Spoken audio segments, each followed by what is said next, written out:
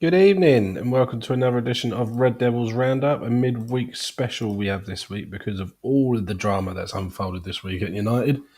We're going to start with the Jim Ratcliffe interview on Monday. We're going to really focus on the Sky Sports one with Gary Neville rather than the BBC one because, we'll be honest, neither of us have seen the BBC one. And then we're going to talk about Snapdragon New Trafford or whatever it's going to be called, the new designs for our brand new stadium as they announced that they're definitely going to be leaving Old Trafford and moving into a brand new state-of-the-art stadium. And then we're going to do a little talk on tomorrow's game because that's kind of taken a bit of a back burner this week in regards to all of the others. But as you can see, I'm joined by Balls Out regular and honest contributor Mark Langridge. How you doing, sir? Yeah, I'm good. I'm good.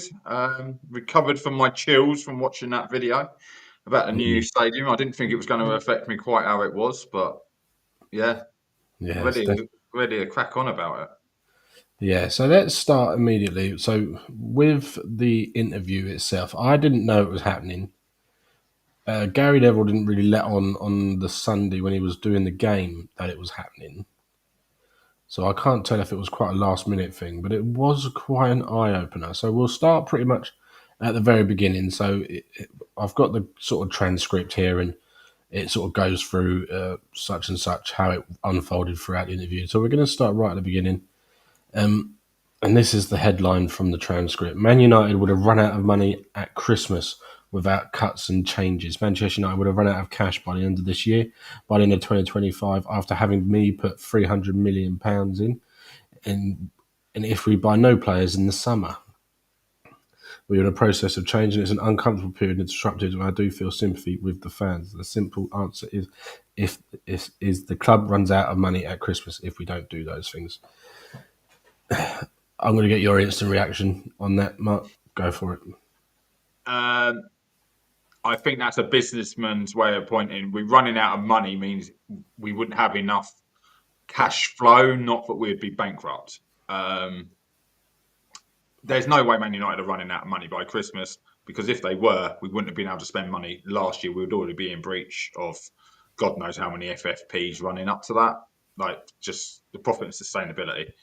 Now, if there's more investment going on that we don't know about, like Man United need to pay out more money here, more money there, hence the reason all the cuts, fair enough. But I think that was more of a knee-jerk kind of comment back. I thought this interview was very honest in a way. Like, he caught him off guard a couple of times. I'm sure when you say about some of the responses, he didn't pull his punches. It seems like this was quite off the cuff. They obviously the next day done the presentation in London. So Which again, Gary Neville must have known about because he was literally voicing over the video. Yes, but to get this out within 24 or less than 24 hours of the protests and talking about the protests right at the very start, hats off to them. Whatever they've done, that's actually the kind of reaction I want to see from Manchester United. Right, we'll get something out now and start talking about things. Yeah. You can't say it's spin because, like you say, it was already planned for the next day. So about the stadium, so it's not spin. They've held off it. That had to be planned down in Battersea. Yeah. The presentation was so. No, it's interesting. Like what you said there about some of the questions did catch him off guard. It definitely felt like Gary Neville wasn't in his pocket at the start of the interview, if you get what I mean. So it's just, as the interview sort of went on, he was like throwing the questions that he didn't really feel comfortable asking and answering. And then sort of it slowly got into the end that maybe Gary Neville was a bit more in his pocket, but we'll get onto that. So, but yeah, the thing about the running out money, it sort of felt a bit like he was justifying his cuts and justifying the difficult decisions he had to make. And like you say, that's just typical politician business talk on saying we've had to make these cuts because we were going to be broke by Christmas. Manchester United was not going to be broke by Christmas. As that, we can understand that there was going to be financial situations where we wouldn't have been able to go out and spend stupid money in the summer, but United as a club would not have gone broke. So there's a lot of news outlets out there and a lot of certain Twitter accounts that are saying that if United didn't do this and that we would fold by Christmas. That wasn't what was going to happen. it was a case that there would have been no cash flow available to go out and spend serious money on players. Yeah.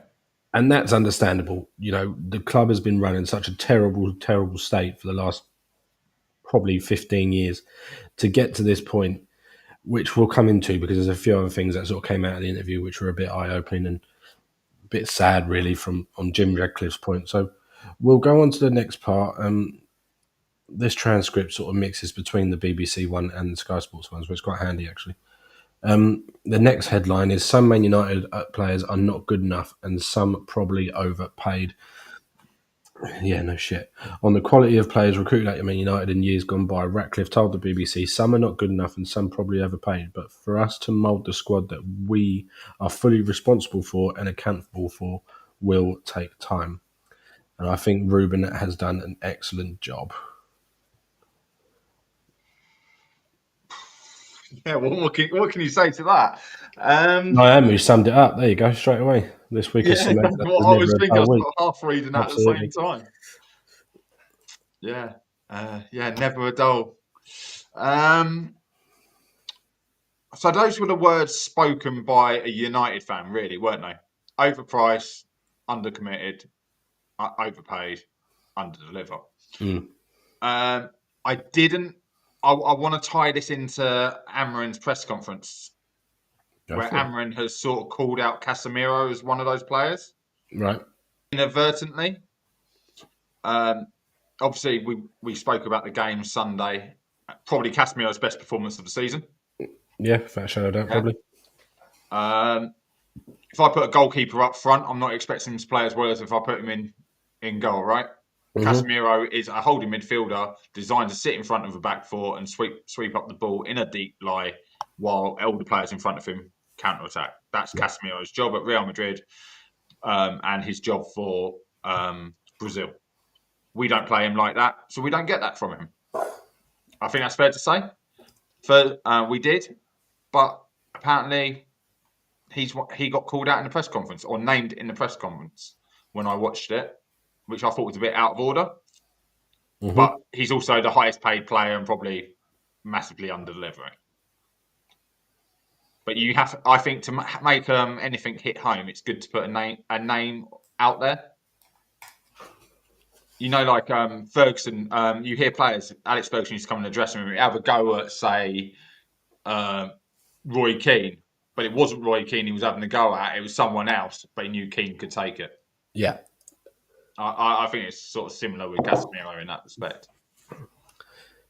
So, yeah, overpaid. Well, has it got the next bit that goes hand in hand with that, where he's basically condensed the previous regime for contracts without saying any names? There's nothing in here about that, but yeah, we'll talk about that because there is an element of, and he also mentioned in the interview with Gary, it's not on this little bit, but he basically mentioned people like Mason Mount who haven't really kicked a ball, Luke Shaw, they're all on serious money, serious contracts, and they're not got any playing time, and these are players that should be being moved on, and we can't because they're quite happy to sit on the treatment bench earning serious amount of money. Don't get me wrong, Luke Shaw's been an excellent service to the club, and we can't fault him for that. But on the last basis of the sort of 2, maybe 3 years, he hasn't kicked a ball. Well, funny you say that because I saw something this morning. I just need to check it. Mm. I think the Arsenal medical doctor has quit today. So, all these injuries, and now the Mr. I take the Arsenal injuries and bring them to Manchester United. I saw something first thing this morning saying he's quit, been sacked or whatever, but of course that's after all these injuries have been called out. So I don't know if he's gone. I can't think what his name is. Search it quick. But yeah, how many people do we pay not to play football? Probably it's at the moment it's more. We're paying more money out to people on the treatment bench than we're paying out for players that are playing. Yeah, 100% right. I've got a news article here, but it's from the Athletic, and they want you to log in and sign up. No. It might, but yeah, I think it might have been them. Man United. What is going on? Why does every news outlet want you to pay to read their stuff now? As if they want money.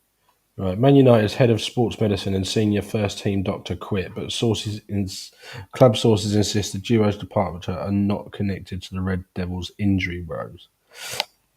Blah, blah, blah, blah. Oh, head of sports medicine Gary O'Driscoll was leaving the club after just 18 months. Yeah, Senior first team's Jim Milkson has also quit after 2 years. Yeah, after he left Arsenal. O'Driscoll's exit is a huge surprise after he left Arsenal after 14 years to join United in September 2023 and has been described as one of the most experienced and respected leaders in sports medicine. Sources say that he's decided now is the right time to step down. do you normally step down as a doctor mid-season with I don't know how many million, £300 million worth of players on the treatment bench? The only good thing I'm taking out of this is that they've decided to leave, which means we can't pay them out. Yeah, yeah. Yeah, and it goes on to say here that then it's not connected to the injury woes, although Lisandro Martinez, Amid Diallo are likely to be out for the rest of the season, while Luke Shaw, Mason Mount, Kobe Manu, Manuel Ugarte, Lenny Euro, Harry Maguire, Altai Bayendier and Johnny Evans are also sidelined. Well, that list was taken before today, so Mason Mount back in training, Ugarte Yeah. in training. Euro just going to miss the next 2 games.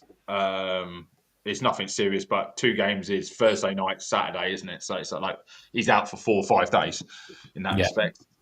The interview goes on basically to say, yeah, on that's quite an interesting thing. So that means we're out with without a lead sports scientist, if you want. But yeah, so the next part of the interview was quite interesting. Obviously, talking about Amarin. It was too early for us to make a decision in reality, said Ratcliffe when explaining the decision making of his recently assembled leadership team in the summer over Ten Hag's future. The head coach was ultimately handed a contract extension and then sacked 9 games into his campaign. It was difficult to extract Eric's performance from the structure around him. Was the erratic performance a function of Eric, or was it a function of the organisation? And we really couldn't get to the bottom of answering that question with certainty. I suppose so. We've gave Eric the benefit of the doubt, but he does regret.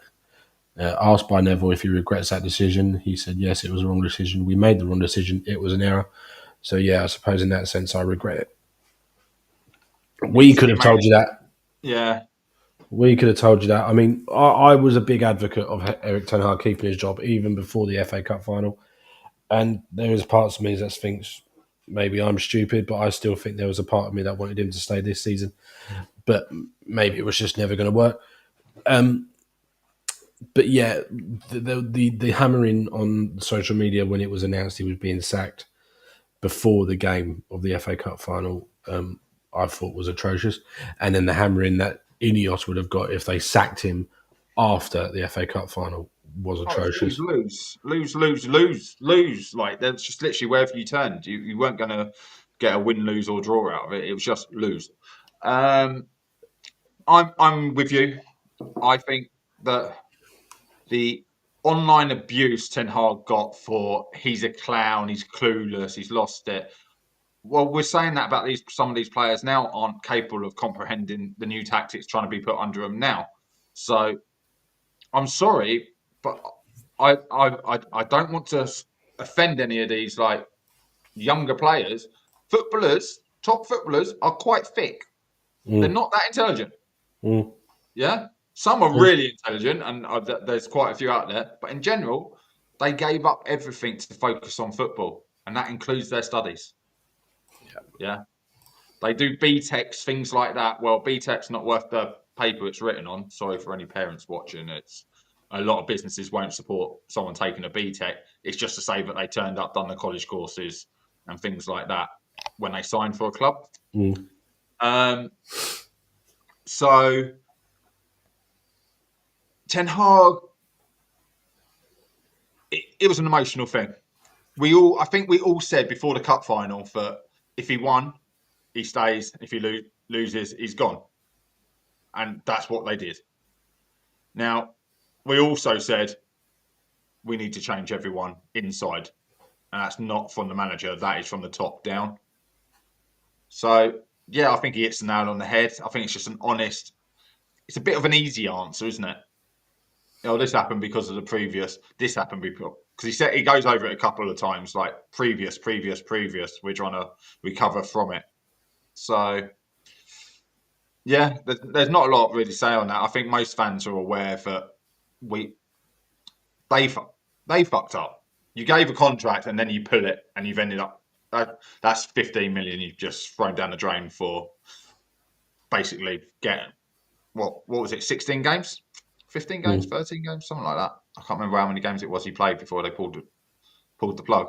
Um, but yeah, it's like £1 million a game or something like that, roughly. Yeah, and it also says here Ten Hag involved in transfers, which is why there were Dutch players. Ratcliffe says Man United's leadership were undecided as to whether to include Ten Hag in last summer's transfer activity. So this is the problem. This is all Well, he from the does imply BBC. there, doesn't he? But the Dutch players are all Ten Hag's players. Well, but he contradicts that by saying no. It was a we know he had a veto, and everyone else had vetoes. That was out there, so Yeah, that's him just trying to chuck players off. Now, if we said that Xerxes was Ten Hag's player, I could see that. Dutch yeah, sees a different kind of style of football in him. But then that would be his veto. So you can't say that about De Ligt come in. That Dan Ashworth? Was that someone else? yeah. So summer transfers in 2024: Matthias De Ligt, Joshua Zirkzee, Lenny Yoro, Mazraoui, and Manuel Garte. Yeah. And I think Ugarte was pushed on him. I don't think he wanted Ugarte. Mm. I think if he wanted anyone, it would have been Edison or someone like that from Atalanta. Ugarte's not his kind of player. Yeah, Um, I think and that I've makes said that. makes sense as well because I think Agate was the latest signing in the transfer window, Yeah, wasn't it? That was the last one. So yeah, dragged on and on and on. But then yeah, Man United wouldn't have a transfer window if we didn't do that. Have a mm, player take 3 months to sign. yeah.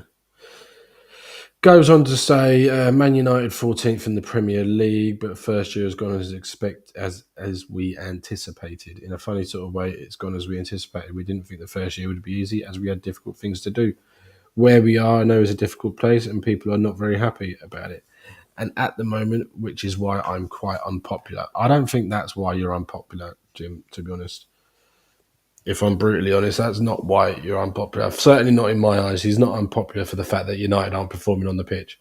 He's unpopular for the reasons that they go on to talk about in sort of slashing things. I mean, I haven't seen it here yet, but the part on Gary Neville brings up the 40 grand a year That for. was amazing. Yeah, That was that was brilliant. I know we give Gary Neville a lot of stick on this channel, and we have done, and we apologise for that to a extent. But he's a terrible commentator. But in this particular moment, when he threw that back at Jim and said, "What about this 40 grand a year that you've taken away from ex players that benefit from it?" And then Jim came out and sort of said, "Well, it was a difficult decision, I know." And then Gary Neville said, "Well, hang on a minute. Why didn't you just chuck Bruno Fernandes and Harry Maguire in a dinner, charge 100 people 50 quid every couple of months, and then bang, you got your 40 quid?" And then he was like, "Oh, yeah, didn't really think of that. That probably well, would have done that." And it's like, hang on a minute. So you haven't got a guy that working underneath you that could have come up with a genius solution like that? no, he has. He has. That's what he states. His words were, "No one came to me with anything like that. No one came to him." So I watched Stick to Rugby today.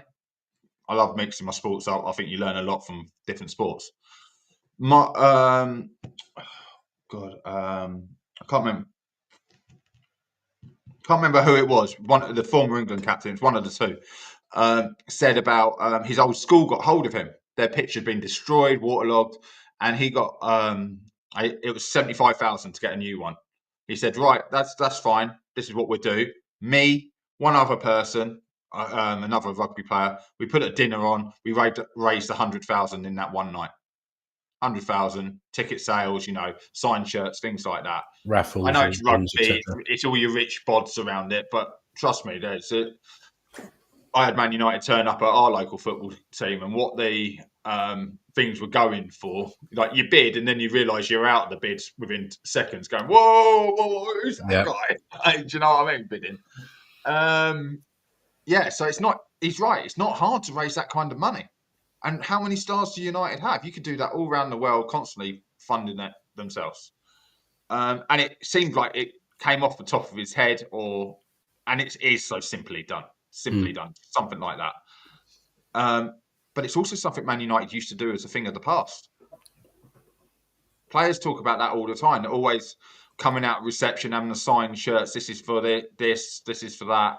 They're literally getting right. Everyone signed it. It was something the captain always had to be in charge of Yeah, and for they also, charity. I mean, they used to do, I don't know if they still do, but tickets to go to the end of season award ceremonies. You used to be able to buy tickets to go and watch them. Well, he cancelled that didn't he, last year? Well, I don't think any players deserved it last Cancelled the Christmas party, cancelled this, cancelled that. Yeah, but going back to what you said, like that business thing, he said, no one's come to me. So I listened to Talk Sport, and everyone's favourite ex Crystal Palace chairman, Simon Jordan, year. Mr. actually pulled Jordan. that part about. He absolutely destroyed him on that. He went, you say you're surrounding yourself with the best people, Mm. best footballing people, the Yeah, best I players was to live. listening as well, actually. Yeah. Yeah, and I thought, mate, you're spot on. You're calling him out, and the way he worded it, he's like, I will never have the money he's had, and he really respects him and looks up to him. But you can't say if they're not coming to you a simple idea like that, they're the best in the business. Mm.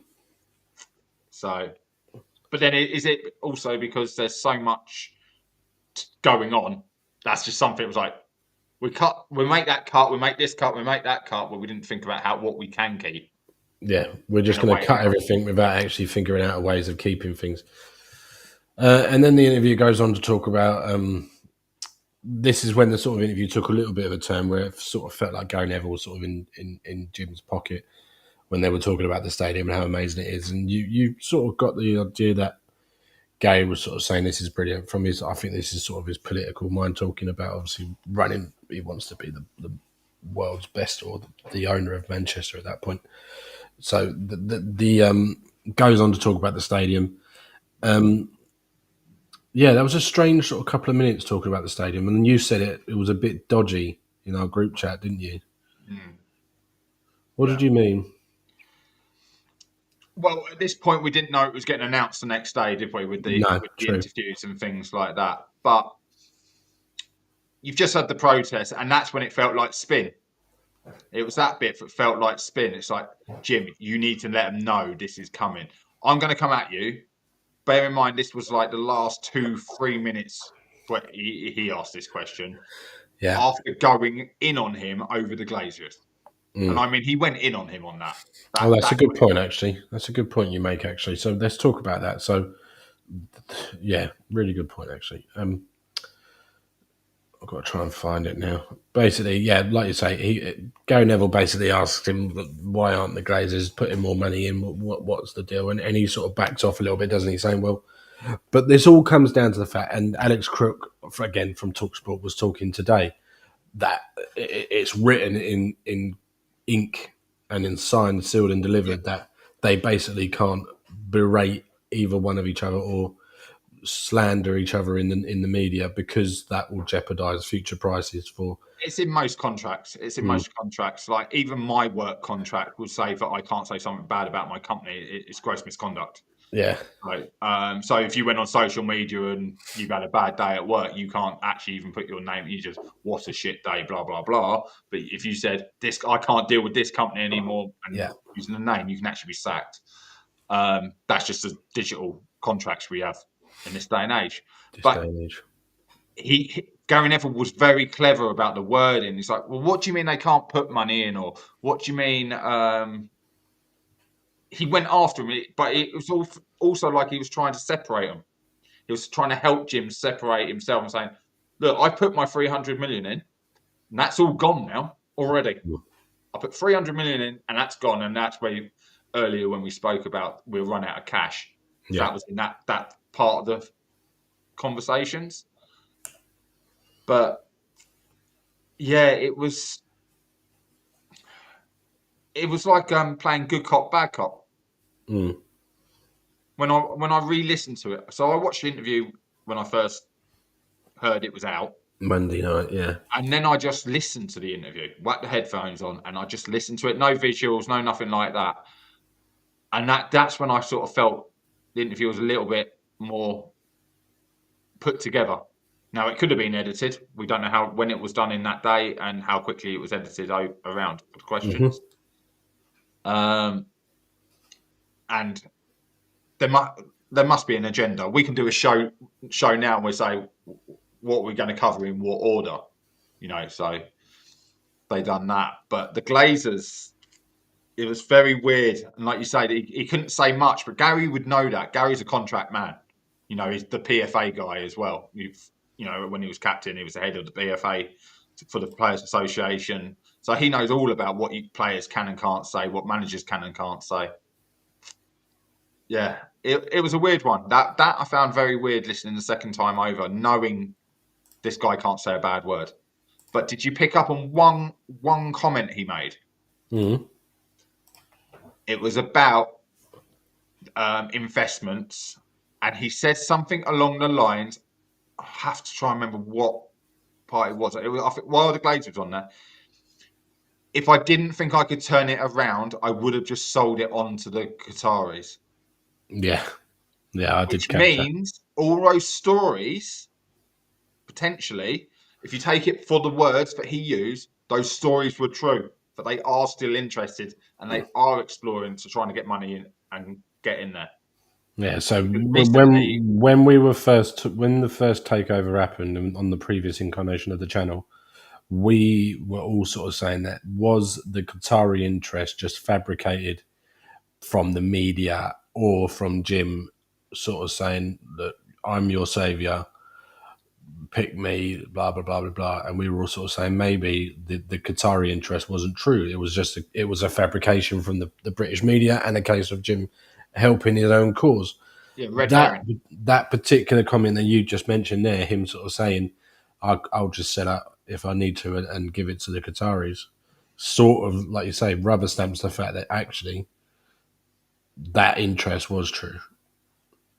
Well, with what he owns now and what all the other shares are, he only needs to increase his stake by, I think, 5 or 6% to be majority. But it has Yeah, to come from a Glazer. It has to be their shares now. It has to be the A shares, not the B shares. right. Yeah. Right, so it has to be the floating ones. But if he had that, he could then force the sale to Qatar and pull all his money out and make a profit. Mm. So there is a business side to that, and that is what Especially he could after have done in building other your things. £2 billion stadium, Yeah, which I think segues pretty beautifully into the next part. Now, I've brought up the BBC's article on it, and it's basically the Man United's new stadium's 11 key questions. And I thought that's quite handy. We'll just narrow it down from there. Architecture group Faster and Partners has released some concept images of the proposed new stadium. Now, I'm going to get your complete views on it. Why don't you tell me what your initial thoughts were from seeing the stadium images? And I'm going to try and bring it up for our. oh, don't. So I saw the image, which everyone saw, and mate, I'm a South Coast guy. Butlins is literally an hour away from me. I saw Butlins. I saw Moscow State Circus. I saw what the fuck have you done? Yeah, You might actually just put Anana's face in the middle, considering he's referred to as the clown, and that was what I saw. I saw, and it didn't do it justice. Did not do it justice. A steel pick in the daylight. I didn't see a trident, and that's the main thing. It is a trident. The three spikes is a trident. Later on in the video, if you get the video, well, we can't show the video, but I can. I think I should be able to. Let me you try should be able to this. still shot it. When they do the night shot of it from a lower angle, you can see it is a Is little that bit more. working? Can you see that? Yeah. Yeah. So there you go. There's so from this angle here. That's apparently that is the idea is these three in the middle here. That is the United Trident.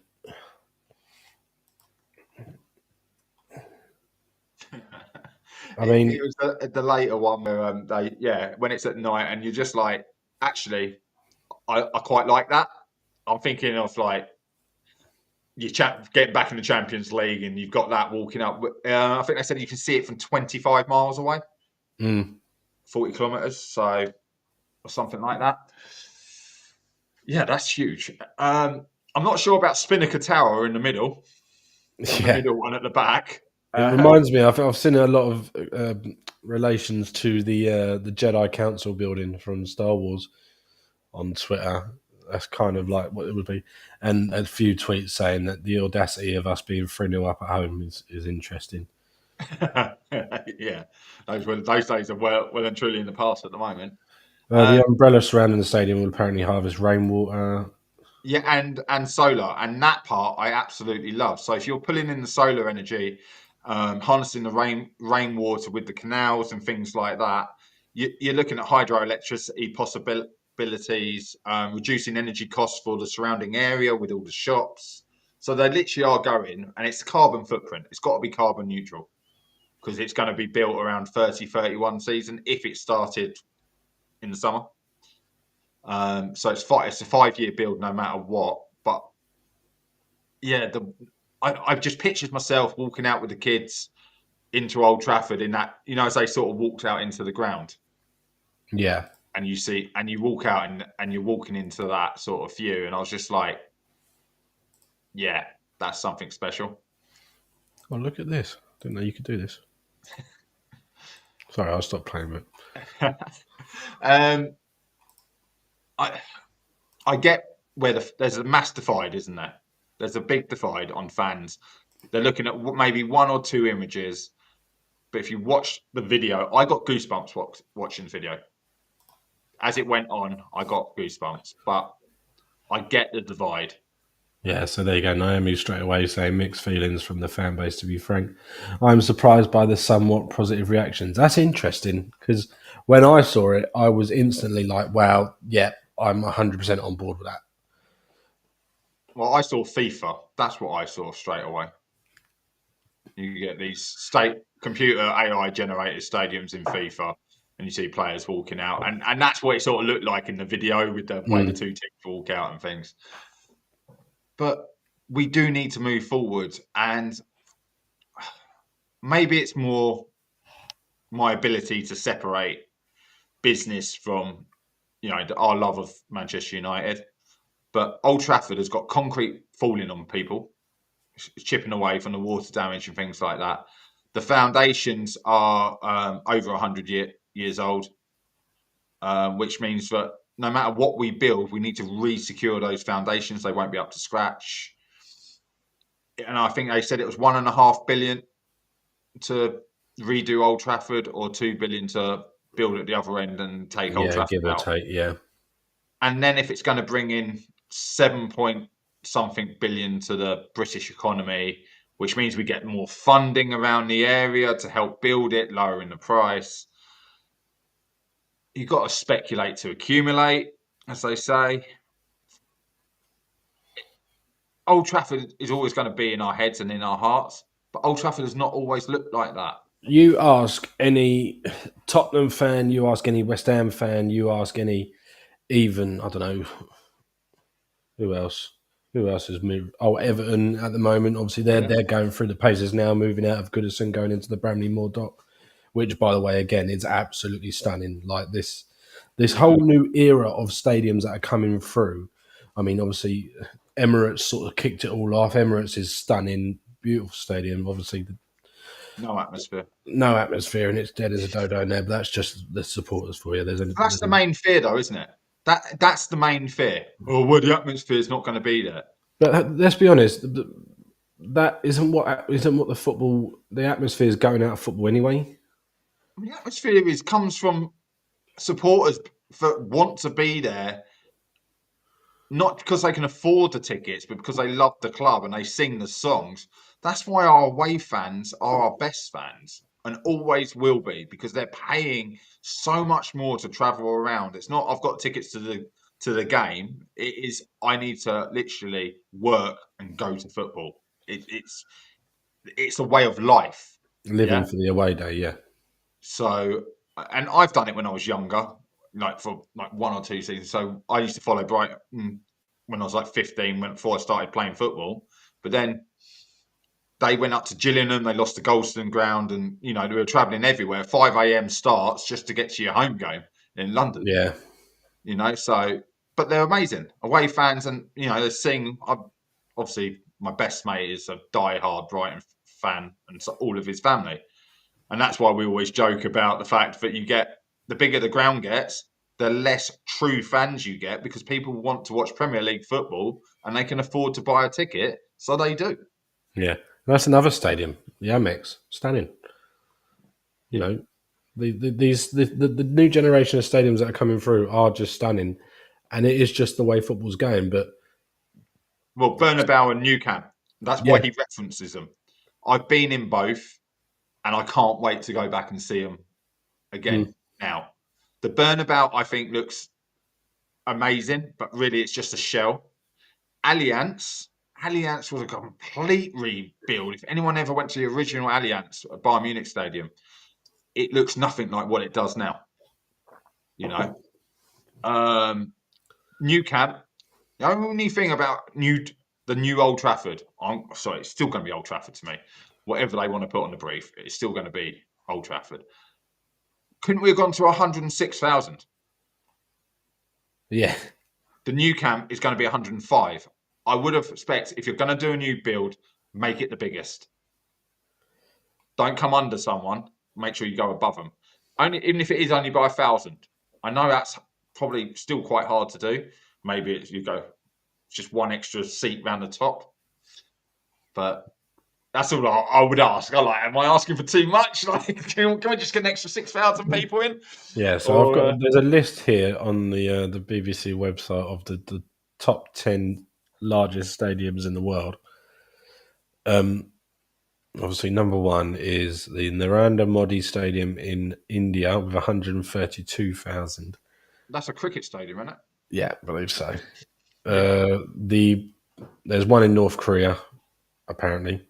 There's 113,000. Have they even got that many people there? Can't even confirm or deny that because that's just whatever they'll tell you. Yeah, that's what I was thinking. They haven't got that many allowed out the house to go to it. And then all the rest of them, you've got 10 all the way up to 3 are all American. So you've got Michigan Stadium, 107, Beaver Stadium, Pennsylvania, 107, Ohio Stadium in Columbus, Ohio, 102, Kyle Field in Texas, 102, Tiger Stadium, Louisiana, 102, Neyland, 101, Texas, 100, and then the Bryant Denny Stadium in Alabama is 100,000. Now, some people may say, I'm not an architect, but I'm like to think I know enough. Weather dependent.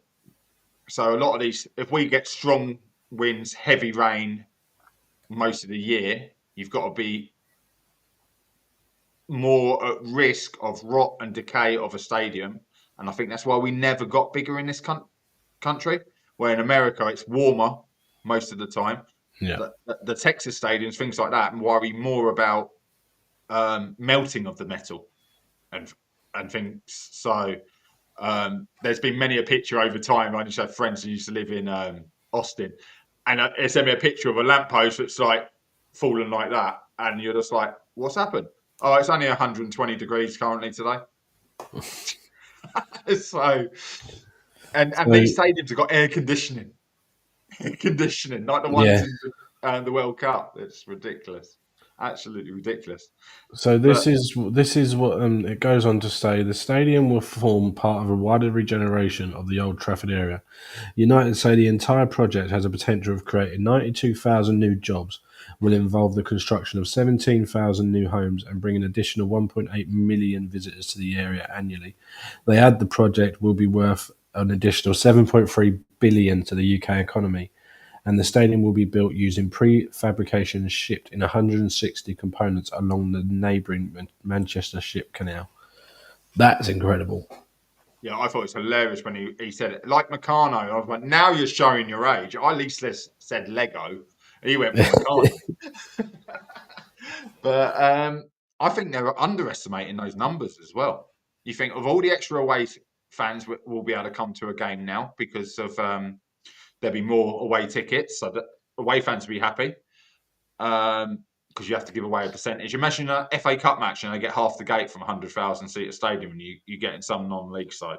Well, you've also got the aspect of the argument that we've had for years and years and years about we had both Manchester clubs in FA Cup finals 2 years on the trot, and they've got to travel all the way down to London. Still can Now hold Old Trafford. Still not a neutral ground. Well, yeah, but you know what I mean. Like, it gives northern teams a Wembley of the North, doesn't it? And it gives you've got obviously Beyonce, for example, is performing 3 or 4 dates at Tottenham Hotspur Stadium because that's the best stadium in the country at the moment. It's little things like that. You're going to have big events happening.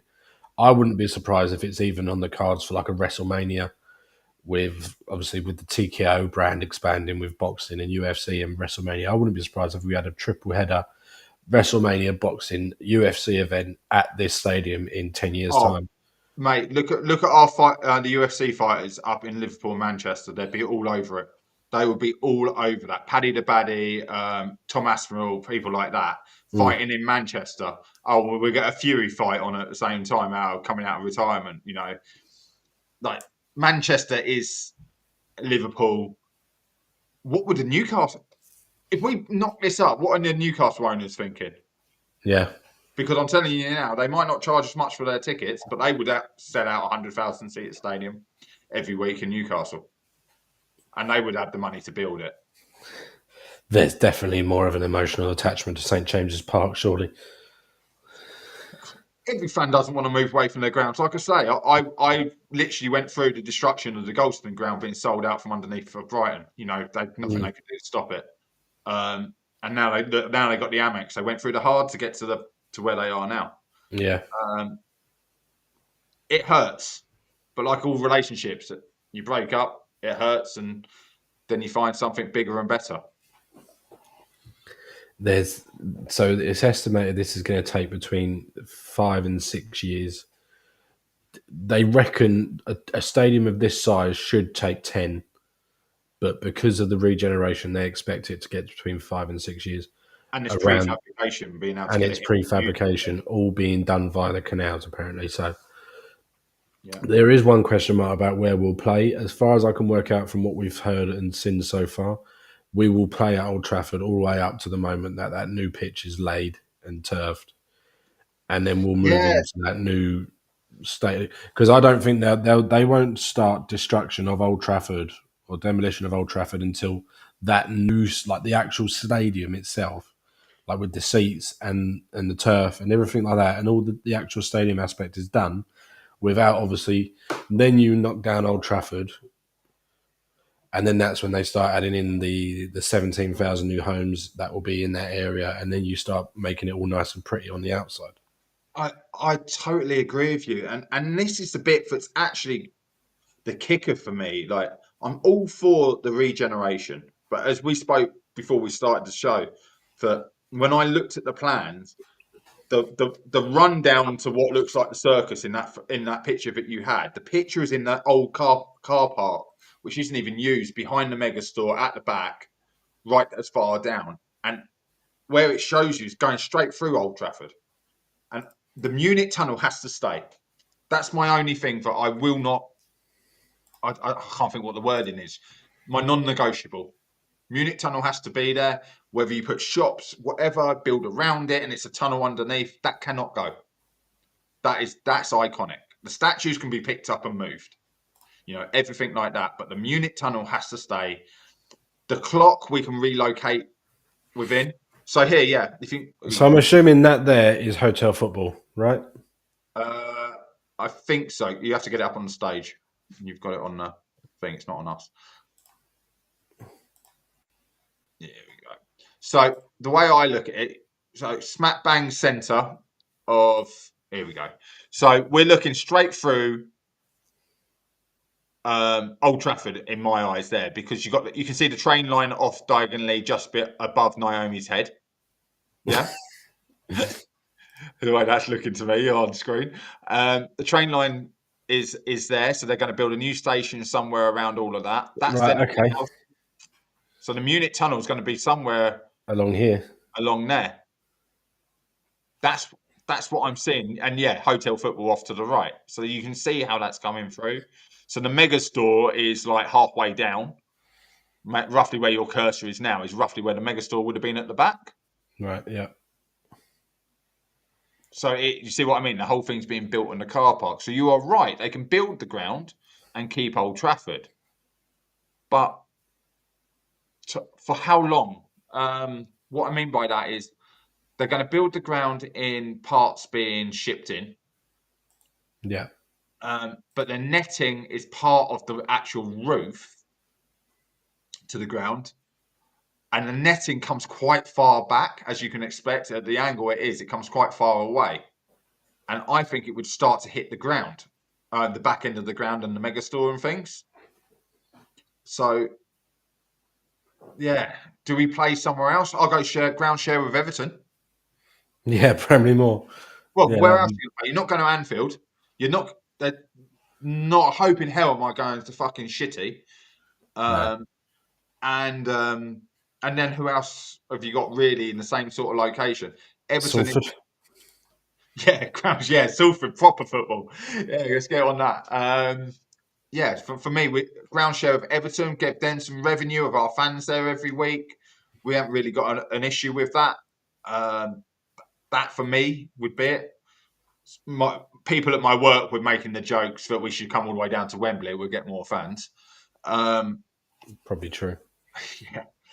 So yeah, that's the one for me. The non-negotiable is the tunnel's got to stay.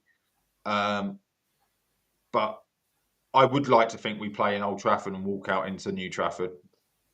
I don't see it logically. I think there will still be a period where one has to go to finish off the other. And we're talking about regeneration. It's other stuff's got to go up at once. There is no point having a finished ground and that not knock down new buildings open for when they open the stadium as well. And that's what they want. They want shopping centres. They want all that. So that's all got to have its shops in. And yeah, it's the bit they skimmed over. Well, one of the bits they skimmed over. Let's have a look here. Hang on.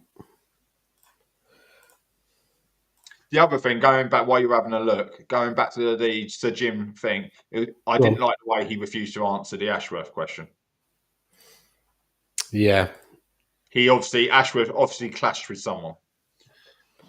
Yeah, there was that bit there, my son walking out like just one bit higher, walking out into that view. Fucking, it'd be amazing. Like when we do a stadium tour or something. That's all at fault, and yeah.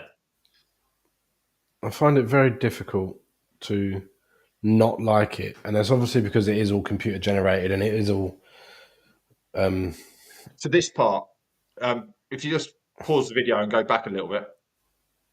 So where you're seeing that, look at the space between the shops and the outside of the ground. So we're not even at pitch level yet.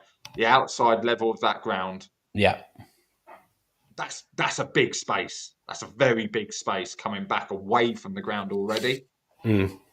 And that's what I mean about you're building it, but you want all that filled, and that's got to go back towards the ground.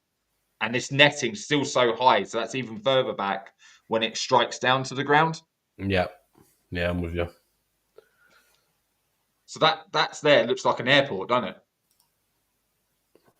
Do you know what I mean? Like airport lounge of everyone going in.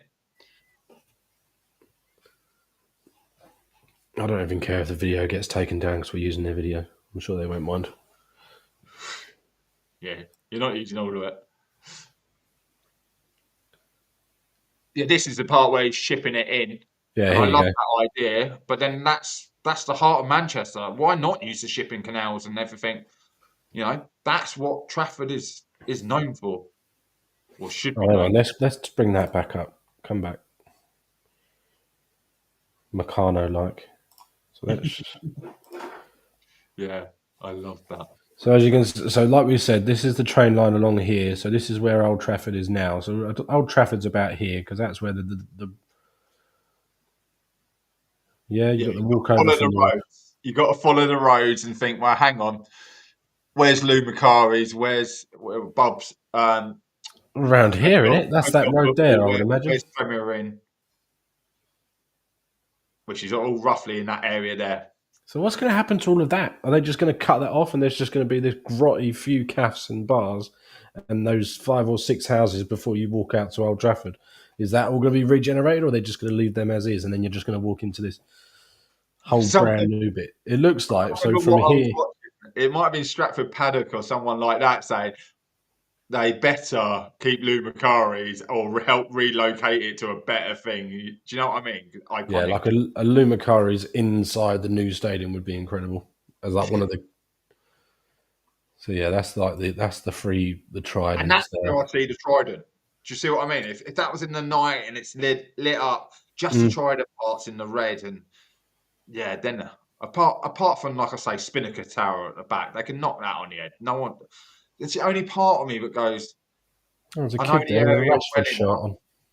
Well, Not no, if bad. you know the area well enough, that's still not going to have a great view. Yeah. No, I know what you mean. You know, there's redevelopment, and then there's having no landscape. Yeah, it's very difficult not to like it. Served by And this is public it. transport. That's one of the trams coming in. I'm not sure about a football pitch on the outside. God, that'd be absolute carnage. I've been in a fan park, World Cup fan park, where they had a football pitch, and it was like, forget like a quick 11 aside, it was like 50 people either end of the pitch, 20 people in goal, kind of Yeah. scenario. So yeah, there's Macari's is down here somewhere. Poor Macari's. There you go. That's what I was talking about. That picture there. Do you see the Yeah. trident now with the way Yeah. that's lit up on a darker surface? So I Macar. can see its vision, but you have to see it in the right light. No pun intended. There's obviously old Trafford cricket ground down there. Yeah, There you go. yeah, that's And there you go. That's the little road there we're talking about where Macari's is. So you turn right. You've come away from the old what's it called? Tollgate. You're walking towards Old Trafford. You turn right there. yeah. There's Macari's. There's the 5 or 6 houses, and then you walk out. So yeah, like you say, this is where Old Trafford is now. And do you see why I Being say you can't keep it? no, Because you're talking about that's where the diggers are coming in and everything. Because you've got access roads for the build. Um, yeah, it's just an interesting one. It's going to be a very interesting one what they do, and it's probably the one thing they haven't thought about because to keep it under wraps, they couldn't approach another club yet because the other club's not going to give a shit, are they? If they leak out, oh, Man United are looking for a new ground. How do you know? Because they asked us if we could ground share. yeah. Just to update everyone, Arsenal are 2-1 up over PSV Eindhoven, making it 9-2 on aggregate. Only two. Villa are 0-0 over Club Brugge, leading 3-1 on aggregate. And Atletico Madrid, who scored in the first minute of their game against Real Madrid, it's 1-0, so 2-all on aggregate. So at the moment, it's Dortmund going through. They won 2-1 over Lille earlier in the evening. Arsenal are beating PSV Eindhoven 2-1, blah, blah, blah. If you care about the Champions League. That's very, very quickly. We've got about 7 minutes left. We've probably gone over, but who cares? We've got about 5 or 7 minutes left. Let's very quickly talk about tomorrow's game, even though it doesn't really seem relevant anymore. United, obviously, at home. Yeah, at home against Real Sociedad. 1-1 from the first leg. How do you anticipate the game going? Are we going to see protests? That's a good question to start with. I haven't heard anything about protests. Considering we've had Sir Jim come out and talk openly and publicly to 2 different news outlets this week, then unveil a brand new stadium alongside Manchester City Council and the architects and Gary Neville and all these other people, and Sir Alex giving it his back, and then Nicky Butt obviously on Talksport today was saying, "Yep, brilliant idea." So it's very difficult for them to then protest after that as well. So It's not though, is it? Because protests had nothing to do with anything that's been revealed. He has also implied he can't put any more money into the club currently at the moment. It's just hemorrhaging money. That whole thing about we're losing 100 million a year, and he put 300 million in already. So maybe he's distancing himself from the great chant that he's the same as the Glazers. Maybe he's put a little bit of a stop that one chant about him. I have, like I say, I haven't heard anything about protests. And do you know what? Sometimes protests do need to be held because this is our one and only chance to help us get out of the shit we're in. We need to win this competition. Yeah. We need a Galatasaray, a Fenerbahce kind of atmosphere at Old Trafford tomorrow night because I saw them coming out for their training on the pitch today. Before we came on, they've gone for their training session, and the players are like that. Old Trafford, look, I'm at Old Trafford. They're up for it. They're up for it. Some of them, it's what a lot of people say. It's their one and only chance. And after this week's announcement, that ground's going. Or at least I got to play at the Old Trafford before it went. Yeah. So they're absolutely up for it. They're going to have that Super Mendy back in midfield, so that's going to make them actually harder to get in towards their back line, which was exposed without him. It's Super Mendy, isn't it? Yeah, it is Super Mendy. Mm-hmm. Would you play Would you play the low block that we played against Arsenal? No. No, you're reverting to type. No. There's only two options with Ruben, so pick one. No. Reason I say that, you could play the low block. You could play the low block. We didn't against them last time. We absolutely battered them and didn't put the ball in the net. Yeah. But like I just said, without Super Mendy coming in changes their defensive structure massively. Mm-hmm. But we also judge him seeing how he's playing against other Spanish teams. Well, Anthony's tearing up the Spanish league, so that you have to take everything into account because it's a draw. Both teams have to go for it. If they think they can turn it up at Old Trafford and hold off and go for on penalties, good luck to them. So you have to go for it. And that's why I'm saying we need a firecracker kind of. I'm not talking flares and everything like that, but you need a hostile atmosphere tomorrow night. And forget everything else. We need to be behind the players. We need to be behind Erasmus if he starts, because we know we're going to be behind Obi. Stop having favourites. Get behind every single player on that pitch, and literally, we've got to go for it. We've got to go for it. And I'd rather go out knowing we tried to bash the door down than what if they don't counter? What if they don't press us and we set up for a low block? We're going to end up with Italian football penalty shootout, aren't we? Yep. And so I don't think Ruben will do that. I genuinely don't think he would. I think if we go into half time 0-0 and we're taking a lot of pressure, I think he reverts to the low block. Yeah. And plays off the counter. And I think that might be the only way that we might make it through. Or under the impression that someone makes a mistake and gives Bruno, because he seems to be on a goal scoring streak on the free kicks in a minute and set pieces. I think if they can give us a decent free kick in a decent area or a penalty, that's our way of getting through. I don't want to see extra time, and I really don't want to see penalties because it just doesn't work for us, especially after the Fulham game.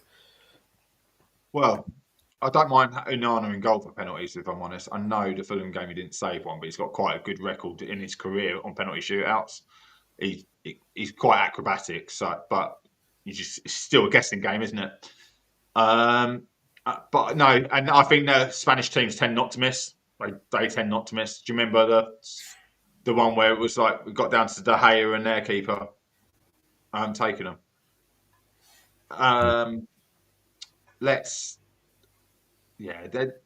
We've just got to go for it. In all honesty, the low block, Ruben come out and said that he'd looked at the PSV game and adjusted the tactics, seeing what Arsenal had done, and it worked. Our DNA is counter-attacking football. So when you've got Garnacho, Højlund, they know this because this is what every manager has told them all to do prior. So they can go to that. That's saying, oh shit, handcuffs are off. I can do what I'm good at. But I think that's how we played against them last time anyway. I think they gave us a little bit more of the ball. Like, they're going to give us a bit more respect from what a Premier League side does. No, I agree. Very quickly, score predictions. 3-1. On the night or on aggregate? 3-1 on the night. Okay. I'll go 1-0 Bruno penalty, same as last time. Mark, it's been an absolute pleasure, sir. Thank you, everyone that watched, and Naomi, thank you so much for getting involved. Keep an eye out on our socials and our channel, and we will be back very soon. I'm assuming we'll have a show over the weekend, either a Talk of the League or a Red Devils roundup. But if it's not over the weekend, it will definitely be next week. And if you want to join the channel, just reach out to our socials, go over to our Twitter account or X, whatever you want to call it, slide into our DMs and give us a shout, and we will be happy to oblige, get you involved. And yeah, we will see you very soon. Catch you later.